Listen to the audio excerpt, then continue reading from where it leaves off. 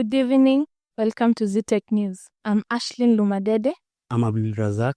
Tonight, fresh outrage after new bodies are found in Kilifi. Inflation nudges up and what it means for your wallets. Gor Mahia bounces back at Kasarani. And a heartwarming community library built by children in Kibera. We'll have all that and more. Stay with us.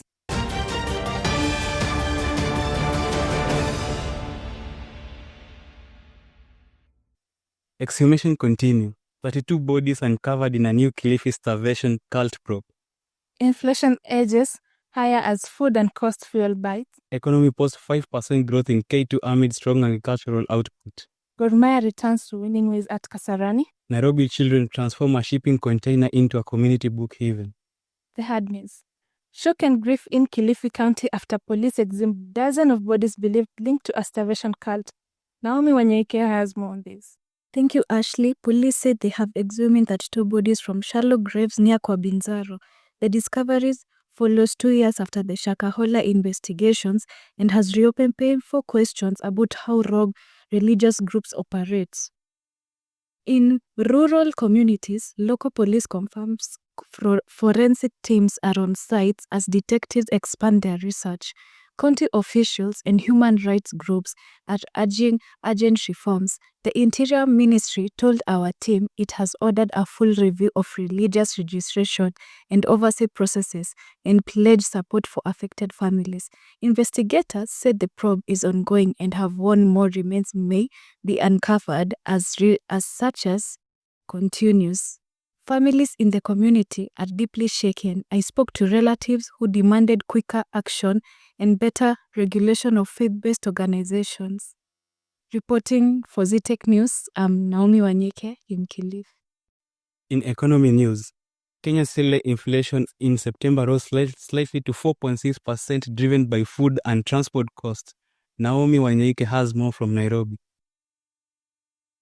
The Kenya National Bureau of Statistics reports a modest uptick in headline inflation, with staple food prices and fuel contributing most to the rise. Economists warn that while inflation remains within the central bank's target range, many households are feeling the pinch.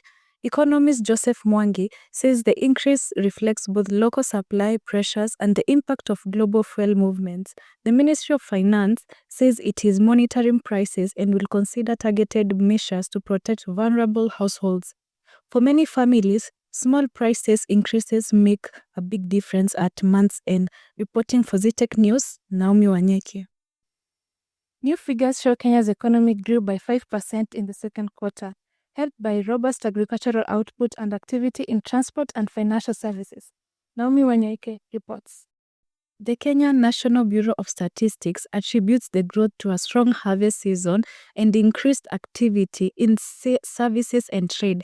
Finance Cabinet Secretary Jogona Ndogo described the results as a sign that Kenya is on a recovery path despite global headwinds. Analysts cautioned, however, that external risks such as trade tensions and climate variability could slow momentum. Officials say they will focus on policies to sustain growth while protecting vulnerable sectors.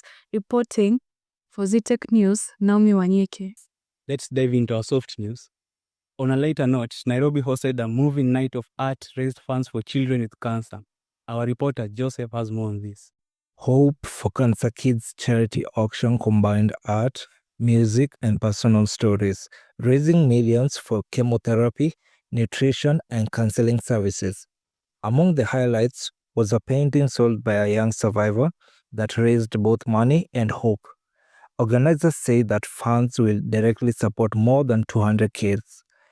Joseph Ngui, ZETECH News. In Kibera, children have turned a recycled shipping container into a colorful mini library that is changing lives. Our reporter Joseph has more on this.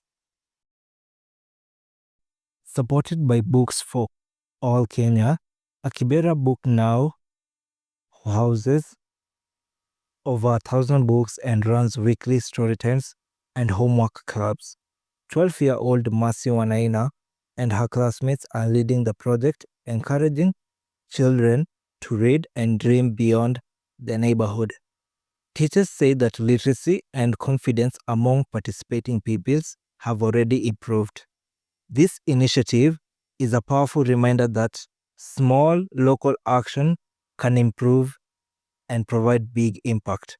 Joseph Ngui, ZETECH News. A big congratulations to Faith Njeri from Kiambu, the 2025 National Spelling Bee champion. Joseph Ngui reports. Faith received a scholarship and a cash prize of 200,000 shillings. In her speech, she thanked teachers and parents and urged other students to read wildly. Education officials say programs like this will encourage academic excellence nationwide. Joseph Ngui, ZETECH News. Business news. Halal Sharia compliant business are expanding in Kenya, a new marketing opportunity for exporters and traders. Our reporter, Levin, has more on this. The Sharia compliance and halal business export drew exhibitors from across East Africa. KNCCI, Nairobi, says certification and clearer regulations could help local entrepreneurs access global halal markets. Organizers announced a follow-up event in April 2026 to deepen trade links. Levin Masika, ZETECH News. Travel firms welcome new international routes into Jomo Kenyatta International Airport as a boost for tourism. Levin reports. Fly Dubai's added frequency and other new routes are expected to increase tourist arrivals to the coast and key reserves, supporting jobs and hotels. The Tourism Cabinet Secretary says this supports Kenya's target of 5.5 million visitors by 2027. Levin Masika, ZETECH News. Business leaders say inconsistent tax policies across the East African community are holding back regional trade. Our reporter, Levin, has more on this. The East African Business Council warns value-added tax and excise differences are creating compliance costs for traders. The EABC is calling for harmonized rules at the next Council of Ministers meeting to remove barriers and boost competitiveness. Levin Masika, ZETECH Business. In football, Gor Mahia returned into form with a 2-0 win over Sofapaka at Kasarani Stadium. Our reporter Mike has more. John Joroge headed the opener in the 35th minute after a superb cross from Kevin Ocheng, and Samuel Wanaina added a long-range strike in the 68th to seal the victory. Coach Anaba Awono praised the team's resilience. That lifts Gor Mahia up the league table as they prepare for a tough fixture against Ulinzi Stars. Mike Wainaina, ZETECH Sports. Young Kenyan athletes returned from Nigeria with gold medal and strong performances. Mike reports. Simeon Araka won the boys' 400-meter and teammates added podium finishes, a sign that grassroots athletics development is paying off. Team coaches say that the pipeline for sprinting talent is improving across the country.